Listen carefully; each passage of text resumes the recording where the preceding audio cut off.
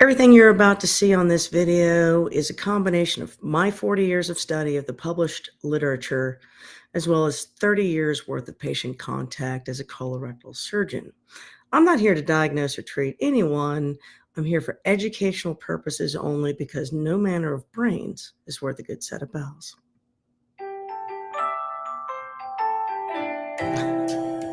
Hey, it's Dr. Toker, your friendly neighborhood colorectal surgeon, and I am on a mission to educate the world in terms of gut health and the microbiome and how that impacts your daily life.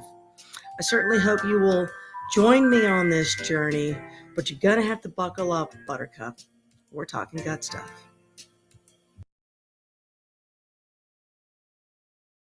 And we are talking gut stuff, kind of unique gut stuff, the last week and this week and next week and probably the week after that. And good morning, it's Dr. Toker. We are continuing our conversation on alternative energy sources for healing purposes, utilizing something they call a piezoelectric channel. Oh my God, all the words. I've already lost the audience. Last week we learned, but this is part two. Today is part two. Last week we learned about the state of healthcare. It's in a bad state. It's in a bad state of affairs. Your health is getting worse. The healthcare system is collapsing. The system is designed to train you to believe that prescription medications are the only thing that could get you out of this calamity. The purpose of my channel has been to teach lifestyle and nutrition as ways to reverse illness if possible, if it hasn't gotten too far along. And then these Thursday lectures are sponsored by a very particular technology that utilizes basically an alternative form of holistic medicine called vibrotactile technology. So there's no chemicals or drugs or medications or herbals on these little patches. Where's a patch? Yeah, I'll show you a patch. These little patches are small squares that look like Band-Aids, and on them is a fine texture. It's very hard to see. But that fine texture is talking to your skin, and in particular, sending an organized signal from your skin, which translates a mechanical signal, pressure points, and vibration to your brain to change different neurologic inputs from your brain and therefore its response. What that does is put your body into homeostasis. Each one of these patches addresses a different neurologic channel, for lack of better words. And right now, these things are very symptom specific. They're not disease specific. They don't treat or cure disease. But if you have a symptom, then if they have a patch that addresses that pathway, applying that patch can help mitigate this symptom. Is it perfect? No, of course not. It's extraordinarily helpful. And I personally use multiple of these patches in my life. And on a daily basis, I use the Peace patch and the Ignite patch, which helps metabolism. Because let's face it, I'm a postmenopausal woman whose metabolism has fallen off the rails. So I like to try to keep things up to speed, so to speak. This fancy schmancy communication occurs through something called a piezoelectric channel. It basically just means a mechanical signal is translated into an electrical signal, and that electrical signal then communicates with another part of your body.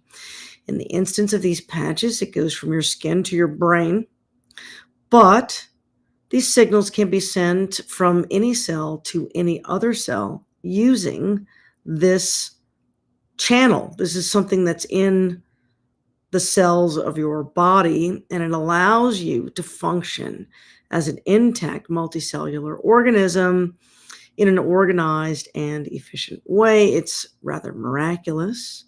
I don't know if y'all noticed. Did you notice that I put Saint Raphael, the archangel, on my slides.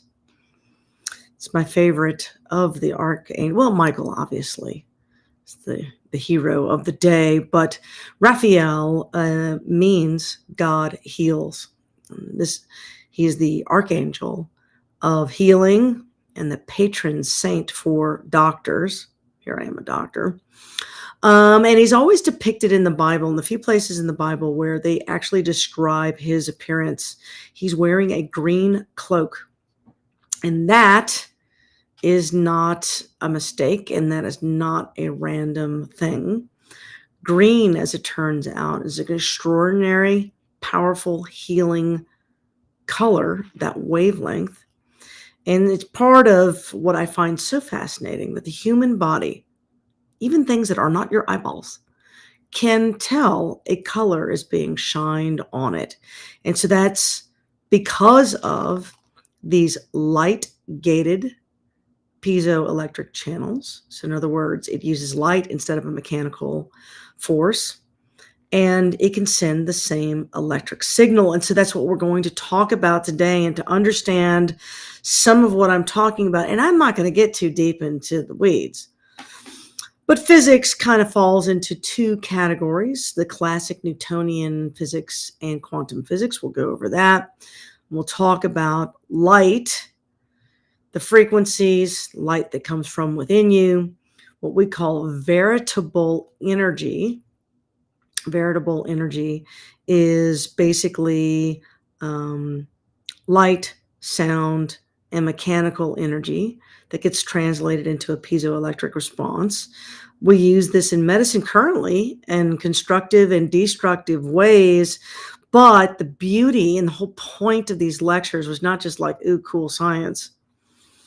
But more importantly, is to start to paint a picture that there's a lot more out there than modern scientists want to admit. You cannot patent God's stuff.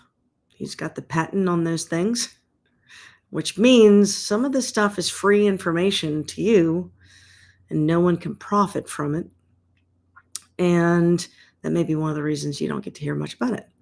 It's important for you to know about it if the healthcare system is not doing well and you don't have access to a regular doctor. You might start learning about some of these things on your own as an individual citizen. I suspect this is the kind of thing that would have happened, I don't know, a couple thousand years ago.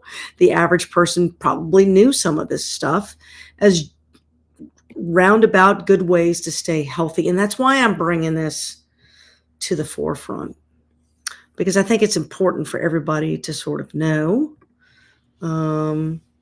what we know as scientists, because this is all in the published literature. And yes, some of it is in old textbooks like the Bible. The Old Testament goes back, 5,000 or 6,000 years. And you will see some references to some of these things that date back that far, which means they knew about it long, long before that. And ancient civilizations obviously had a lot more in tune with nature and were a lot more observant as to what helped people, what did not help people. And so my job is to remind everybody, hey, you know what? Human beings are the same now as they were 4,000 years ago. We have a lot better access to information, which means you ought to be able to do this research on your own. And I ask you, please do that. Let's talk, and I am not going to do any advanced math. Okay? Lord knows there's a lot of math when it comes to understanding why these things work. And so that is not my goal, to get you to understand why they work. You just need to know that they're actually there. This is not hocus pocus. This is not mystery stuff. What I'm about to describe will actually lend scientific credibility to what you already know, which is that you are created by one creator. There's a lot more to this universe than what you and I can both see. There are multiple dimensions. There are entities that live in these multiple dimensions, some of them good, some of them bad. And the good ones actually are here to help you. And one of the ways they help you is in healing and in your health. Because if you are a healthy person, you can make a rational, logical decision. And some of the things that are going on in our world right now require logical decision making and what we call discernment. And an unhealthy person, especially someone who is an unhealthy mind, cannot discern right from wrong and good from bad, especially in a world that has put everything in upside down land. So this is part of my plea, what I would call my spiritual act of mercy, where I am going to try to get you back to your roots and know that if you can get your mind right, you will be able to discern very important information when you are presented with it. And I think the days of us needing that discernment are coming upon us at some point in time. So they say. The laws of physics can fall basically into two categories. There's Newtonian classical physics, classical mechanics. The old apple fell out of the tree and hit Isaac Newton on the head, and then he goes and starts doing a bunch of mathematical equations, and he comes up with 3 classical laws of physics. There's a lot more than that, obviously, you can imagine. The first one is that objects in motion stay in motion, and objects at rest stay at rest. It also exerts that equal and opposite reactions occur. And then it also says that 2 objects cannot occupy the same space at the same time. Now, Newtonian physics assumes that everything is a solid substance. And when we started studying this further and further, and as technology got better, and as electricity is invented, and you can start doing more advanced experiments in physics, they started to realize that both sound and light follow 2 different characteristics. They can act as waves and they can act as particles. So you don't think of light as being a particle, but it has behaviors that are very particulate. Now, to solve some of that discrepancy, enter the age of kind of like the newer physicists, like Einstein would be the most famous, Planck and Bohr and those kind of guys, all kind of ventured not away from Newtonian mechanics, but they expanded upon that, quantum mechanics, as we're starting to see smaller and smaller particles and be able to dissect those apart and be able to see that as we're able to design microscopes and interrogation equipment that can see further and further out into the universe. We're having to sort of redefine or re-expand, I should not re-expand, but just expand our understanding of mechanics and how this universe works. And that there is relativity to the time-space continuum, so to speak. Matter can neither be created nor destroyed. And so modern physics happens to parallel a pretty old book that I just quoted. That is, when God said, "Let there be light," there was light. Now, in physics, we define that as the Big Bang Theory. And there have been a lot of atheists in the world of physics who are pretty sure that math trumps all. And as they start to look at the Big Bang Theory and understanding how did you create matter out of nowhere, many of these guys wound up proving the existence of God. And as they go to their grave, realize There is truly a God, so being an atheist maybe is not the way to go. There is a great philosopher. I happen to be Catholic, and so I do follow these things. If you're Protestant, you may not know who Thomas Aquinas is, but he was a great philosopher who was using logic. The truth can be questioned. You can question the truth anytime you want to. The truth has no fear of question because you will come up with in fact, truth invites question because you'll always come up with the right answer. You'll come up with the truth. So things that are true, never worry about question or interrogation. And so it has been the mantra of the Catholics for a long time. Now, they've done some bad things.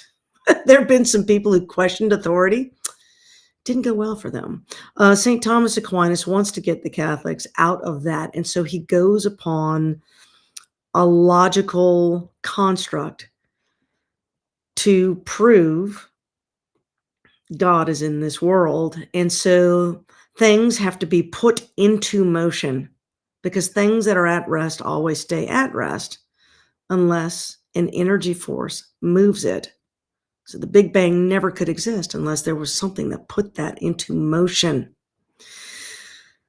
The activity has to be efficient because if it loses too much energy, it wastes too much energy in its action, then it's not perpetual, and our universe appears to be reasonably perpetual. Everything that is possible occurs, especially when there's a necessity for it. And basically, the design of the entire process is perfect, right? So the universe can be described in all five of those things. And there are prominent physicists who would concur that what St. Thomas Aquinas outlined truly mathematically and with our greatest interrogation appears to be true. There is no other explanation for it. And the human body is a great example of how there's no other explanation for it. Biologic structures are fascinating. Now, what I'm showing here is the electromagnetic spectrum. It's more than just visible light, and I hope my little lighter shows up here, but this tiny little narrow range, this is actually the visible light. It's a teeny tiny little spectrum. This is what you get to see. Now, what you hear is like way down here.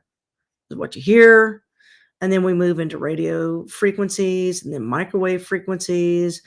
And then you start getting into the infrared stuff. And then you start getting into x-rays. And then you started getting into radiation. And one assumes there's probably more to it than that. In other words, there's a lot more that we have yet to discover. But in this gradation of electromagnetic spectrum, we use all of those things to benefit ourselves in modern life. And of course, healthcare is no exception. Now, this is the thing I think modern man loses touch with that I think ancient man knew. Everything resonates. So quantum mechanics, quantum physics, thermodynamics, physical chemistry, all these things acknowledge that everything is sort of in this vibrational state at all times. If it is a solid, it vibrates slower than if it's in a gas format. And so that there's three forms of matter, solid, liquid, and gas. They all resonate at different frequencies, and depending on how fast they're resonating, kind of gives you what the item is and what state it's in. Okay. These chemical reactions that are occurring within your body are occurring at an atomic molecular level. Right? So all those atoms and molecules kind of have a little hum about them. And every chemical reaction is going to let off a little bit of a spark of energy, or it's going to extract a little energy from somebody else. And little micro amounts of energy are going to escape, and it will escape in a wave-like format. And this is the definition of quantum mechanics. And that will show up in the form of heat, light, and sound. Okay, these are the types of wavelengths that everything, the earth itself, has its own sound. Believe it or not, it is humming, and you don't think you can hear it. Astronauts in space can actually tell they're missing something and actually causes great psychological harm to be in space without that natural humming resonance. And so they do have a recording of that they play in the International Space Station because humans require that comfort, that sound of the resonance, and you can feel it. One of our lectures coming up, and it will not be sponsored because it has too much of a miraculous undertone to it, and I don't want anyone mistaking technology for miracles because those are two different things. And so I'm going to do a separate lecture. I'm going to invite a friend of mine who's a physician, and we're going to chit chat about miracles in medicine and kind of what we can feel as a shift in society right now. And I think a lot of us can feel that shift occurring. We'll have an in-depth conversation about that, which I think will be fascinating. But we will not do that on a Thursday. I'll take a Thursday off and we'll have that like on a Wednesday or something to that effect. That way there's no misunderstanding where that information comes from. A lot of the information that I share with you is interesting information that does pertain to vibrotactile technology, which is sponsored by the Super Patch Company. So just so you know, full disclosure. Now, cells themselves emit light, and I'm not talking about fireflies and what they call bioluminescence. That's a totally different thing. We're talking about biophotons. A photon is a little packet of light. It's the particulate form of light. It's called a photon. Okay. So as your cell is going through a variety of different chemical reactions, it's sending off little bits of light. You can actually measure this light. There is research out that states certain stimuli to cells will cause a sudden download of photons of light that really look like a binary data signal across a cable. It is a very tightly regulated directional emission of these photons of light. So it won't be just like random kind of in different directions. I mean, it is extraordinarily organized. Now, these scientists that recognize that then also did a series of experiments that can show if you put a bunch of plants together, they all tend to grow better. And in fact, up to 30% better when they are in a group close enough to sense these biophotons. A mature egg can actually send out a biophoton that prevents other eggs from maturing, sort of as a advantage, a survival advantage. Your microbiome actually can also be altered by light, which I find fascinating because, like, how does light get all up in there? I mean, I have a don't ask, don't tell policy in my particular practice. So how does that work? And that's interesting. We'll talk about that here in just a second. How the hell does that work? But can we use these things to benefit ourselves from a medical standpoint? The answer is yes. Tissue, human tissue, biologic tissue, will regenerate in the presence of these biophotons. So injured tissue sends out these signals, and these signals can be amplified by the neighboring tissue by way of this piezoelectric light-gated channels. You can add bioelectric nanoparticles to the system to augment that as well. And so we call that light-gated piezoelectric channels. And we use this, like, for example, if you've ever known somebody with a broken bone that wasn't healing well, we apply electricity, believe it or not, to that bone. And that electric signal, especially if you apply something, either the patient eats or gets IV or you put directly in the wound, that combination amplifies this regenerative signal. So tissue regeneration absolutely occurs in the presence of certain wavelengths, and that has been proven in the laboratory and also in medical practice. Now, we call that veritable energy. Look at these fancy words, right? Veritable energy. This is just energy that you can transmit from one place to another. You don't have to physically be touching. Okay, so light and sound fall into this veritable medicine category. We can use light, and we use it basically from near infrared to all the way through the infrared, through the visible spectrum, all the way out to X-rays and gamma radiation. We'll talk about the sound part of it in that electromagnetic thing. If we just divided it in half, and the sound is the first half, and then light is the second half. So this is the second half of that electromagnetic scale. We use these things, number one, to destroy bad things, and then two, to help repair good things. So that's the difference between constructive and destructive. And destructive can completely ablate, in other words, vaporize like a laser, or can just sort of break apart so your body can naturally absorb or get rid of. Now, we do a lot of diagnostic stuff with light. You know this, right? You get an X-ray or a CT scan. There's something called tomography that actually uses electricity. She doesn't really fall into the light category, but it's kind of cool. They do translate this electric signal through someone's body, and tumor cells put off a different electric pattern than you do. And so you can do mammograms with tomography with less radiation.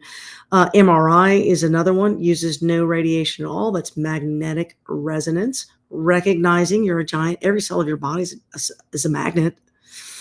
It's got polarity to it, and you can apply high magnetic energy to force all those cells to point the same direction. When you do that, it causes an image to form, and we call that magnetic resonance, recognizing that the human body resonates. There are nuclear scans that we do by adding radioactive material to a person. You can then scan, where does that tracer accumulate? PET scans, if you've ever known someone with cancer, or you've had cancer, a PET scan is a positive emission tomography, which helps us localize infections, inflammation, and tumors. And then there's something called Firefly. We use this in the operating room, in robotic surgery mostly, but they have some open platforms. The plastic surgeons will use this in their open platforms as well, where you can give an IV substance to someone and then let it circulate through the body for a couple of minutes, and then apply a very specific light source, and you can see where there is tissue perfusion. So we use this to identify tissue perfusion. You can also identify the ureters, which are the draining system of the kidneys. You can inject it into deep parts of the tissue if you're doing a resection, and intermittently add the light, and you can see what it is that you want to remove. So there's a couple different ways we use this Firefly technology. It tells us, these things tell us structure, they tell us function, they tell us metabolism, and it helps us discern the difference between pathology and normal, without the need for an operation or to help guide an operation, if that all makes sense. Now, there's also therapeutic ways currently that we use light in a hospital, and this is highly technical stuff and highly controlled stuff. This is not your home remedies, obviously, but laser ablation, we can use those for tumors. We can use those for any kind of lesions, abnormal skin cells. In our med spa, we use lasers for skin resurfacing, to remove hair, to remove tattoos. You can do something called IPL, which is intense pulsed light, which is a broader spectrum than a laser. It has fewer complications than lasers, less likely to damage normal tissue than a laser. And so there's a variety of these things used a lot in cosmetics. There's infrared coagulation, which we use for tumors, actually. We also can use that for hemorrhoid treatment, although don't get infrared coagulation for your hemorrhoids. It really does not work. I believe that is a waste of money. That is my professional opinion. Over the many years that I've been practicing medicine, I have not found that helpful. unless you had really small hemorrhoids. And let me tell you something, if you got small hemorrhoids, you don't need infrared coagulation. Okay, save your money.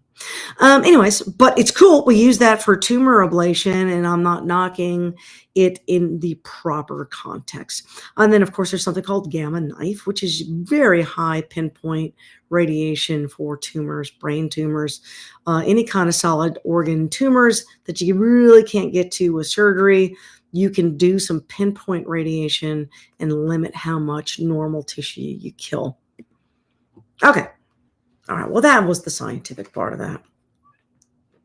Let's get to something a little bit more interesting and practical. And I have no name brands. I am simply going to talk about this in brief to, I don't know, hopefully motivate you to do a little research if you think it is interesting. These three things right now are current technologies that are available to you in a variety of different formats. One is called LED therapy, and LED was actually shown by NASA to be therapeutic in healing wounds for astronauts. A lot of the stuff, what is fascinating? I should do a talk on that one day. But a lot of the things we do in medicine were designed simply to solve a problem. How do you save someone's life in space if it's just like two dudes up there with no resources or limited resources? It's one of the reasons they invented robotic surgery, so that you could remotely operate on people from a distance, right? But your blood pressure cuff, your EKG, and yes, going to your esthetician to get a facial and get a red light LED facial. Thank you, NASA. Right. Thank you, John F. Kennedy. So infrared sauna is another thing. You can get one of these at your home. The broader the spectrum, the better, in my opinion, because you can actually grade what part of the spectrum you want to use. And then there's something called K laser. These are kind of pricey, so you will probably find this in someone who's a physical therapist or a chiropractor, perhaps. So you might find this in an office, but you could have your own if you would like to. It does combine a combination of infrared and a red LED light. Red lights tend to penetrate deeper than the other colors. And so you'll see a lot more therapeutics with the red light than you will with the other lights, simply because of how do you get it deep to the tissue scenario. Okay, so a K laser combines those two things. And when you combine those two things, you can get to deep-seated tissue like ligaments and bones and joints. And so if you have an orthopedic issue, investigate this. I don't know I don't even think there's licensure involved. There might be. I don't know. You'll have to look into that. But the people I know who have used this have all been sort of chiropractors, physical therapy. So they're not MD physicians, and I do not believe you need to be an MD physician or a laser technician to operate this device, because there's no actual laser to it. It's LED light, which does not need licensure to operate. Now, LED lights tend to be a very narrow frequency range, but not so focused of a frequency range that they go on forever and ever. And this is what laser does. Laser light is so narrow that it can penetrate quite deep. Like we will just keep going. You can burn a hole through all kinds of stuff, depending on the laser and what it's set up to do. But lasers can be rather destructive and can be difficult to use, and therefore they're tightly controlled, because you can injure something pretty badly with a laser. Now, the beauty of LED light is that you're getting close to a narrow frequency range, and because the penetration of that light is limited, you can avoid severe tissue damage, right? So this is why this is a home remedy. They say these LED treatments should never be done more than 3 times a week. And they're not all good. Each of these colors has its own ability to heal. The closer it is to your skin, obviously, the further into the skin it can penetrate. has nothing to do with your eyes seeing the color. It's about your skin seeing the color. That's what is so fascinating, that the eyes in your skin, so to speak, see that color. If your eyes see some of these colors, you can have an emotional response to that that will get to the pineal gland. We've talked about that in prior lectures. So you do have to be careful with overuse of LED lights. It is probably a good time to say that you're surrounded by LED lights all the time.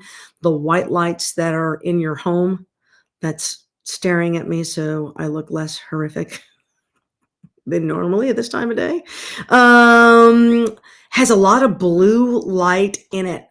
So you have to be super duper cautious around even LED lights that are just kind of shining in your room and not right up against your body, because your eyeballs and your pineal gland see the blue, even though you think it's white or a bright light. There's a lot of blue in that. Emulates high noon. And because it emulates high noon, it can really mess up with the sleep wake cycle. So be wary of blue light. Now, blue light is important. We use it in our med spa actually for acne. Red light is an awesome anti-inflammatory. It penetrates deep. So this is why you'll see this for people who are injured, because it is a great anti-inflammatory to a wound. It helps to relax the muscles and energize the tissues, and it can penetrate deep to the skin. Blue light has an antimicrobial effect to it. So we have an IPL light that mixes these two wavelengths. The red light is going to stimulate a little collagen. It's going to get rid of some redness. The blue light's going to kill the bacteria. If you're getting a medical grade IPL with those two blends of light, that is something you should not do very frequently, because otherwise you will damage the skin. The ones you have at home, there's a little less of an intensity to that, and 3 times a week. You may want to follow the manufacturers as you do your research. There will be a best practices. Or you may want to just, hey, go have a facial and see if they have some of these things. But if you're looking at an actual wound, a lot of clinicians are not going to slap their stuff on your open wound. I mean, obviously, you wouldn't want them to. So you may want to buy your own if you're in this position. Now, yellow light can calm skin redness also. They say it helps with fine lines and wrinkles. When I do infrared sauna, we have all these different colors. And so in a little book that describes if you want better skin, you do the yellow. If you're trying to lose weight, you do the orange. If you have sore joints, you might want to do the red.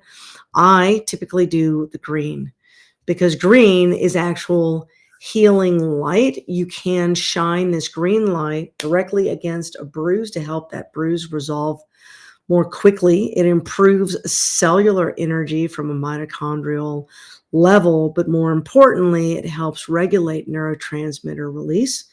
Serotonin and melatonin are both critically important to your life, and we've talked about that in the past. And green light helps your body regulate your circadian rhythm, helps normalize those neurotransmitters, and then helps release eye strain. So in the operating room, we have green lights to light the room when we're doing laparoscopic surgery, because the bright white lights make it hard to see a screen.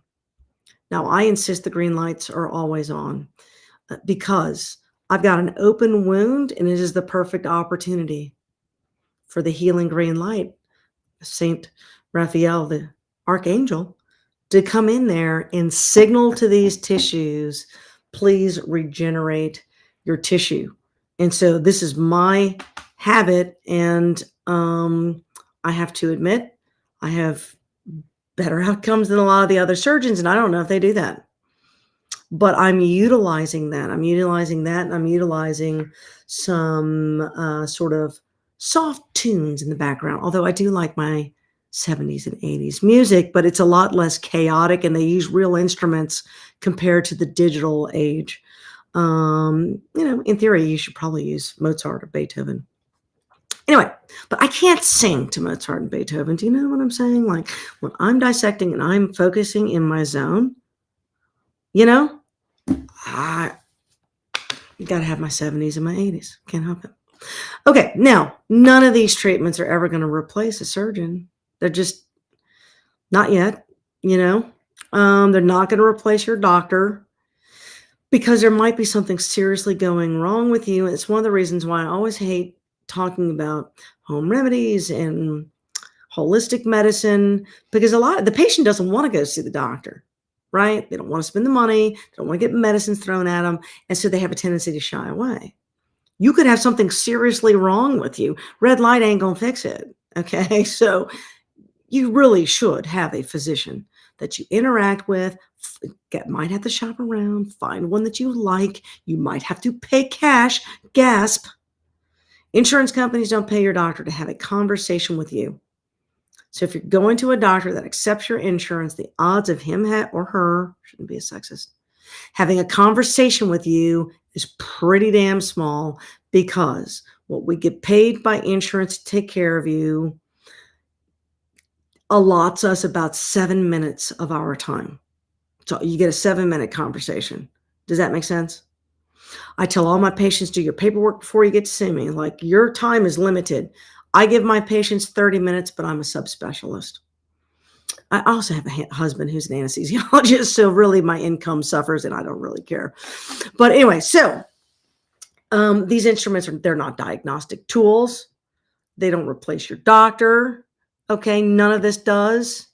But these things do augment your life when you combine them with nutritional changes and lifestyle changes. You can find a vast improvement to your life in ways that might even get you off of your medicines. And Lord willing, you've intervened on your illness before a permanent endpoint damage has been made. And that is my prayer for everybody who's listening, that you can find what your problem is and intervene before damage has occurred. I do close my eyes and based on the things that I've read, and I've done a lot of deep dive reading in the world of gut-brain axis, how we use EEGs to diagnose disease, how we can utilize light, sound, tactile sensation to interact with the brain, change certain pathways. I do envision a world where very easily to access, takes very little equipment. You would put on a little hat that does a 3-dimensional EEG that could preemptively diagnose pathways that are not fully functional, and then prescribe specific regimens that you personally could do self-directed at home. And I think those days are coming. I would like to think they are, because I didn't create that thought. I'm reading a lot of papers. I will admit, no papers come out to say those words, but it's just a matter of time before somebody else has read all those things and puts it together, right? So it's coming, and I think, there'll be money to be had. There's going to be money to be had. Somebody will do it because they can make money. So you have to understand, people are not going to do it if they can't feed their family with this, right? There's very few people out there that do things for Elon Musk. Might be the one person. He's got so much money. What does he care? Maybe it's an Elon Musk thing. Maybe one day he'll come up with that. He's pretty benevolent, He lets people use that, what is it, Starlink? Over all those war zones and whatnot. I don't know if those people pay him for Starlink, Is Africa paying him for Starlink? I mean, I don't know if they are or not. So anyway, someone will come up with a way to do it. But that is on the horizon. That's kind of what I'd like to say. Now, well, that was fun. Next week, we're going to talk about how we use sound. Same thing. In fact, I'm going to interview my daughter. My daughter's a senior at Belmont University. She's studying business management of the music industry, and her focus is on audio engineering and music production. She's my audiophile. She loves sounds, always has. And I want her to give us a historical perspective of sound in general. I told her just to give me a little 5-10 minute ditty on what does music and sound mean to the human creature in the eyes of a musician? And then, based on what she says, I will weave that into a lecture, and maybe we could learn something about how music, what you hear, impacts you, not just your ears, but your tissues as well.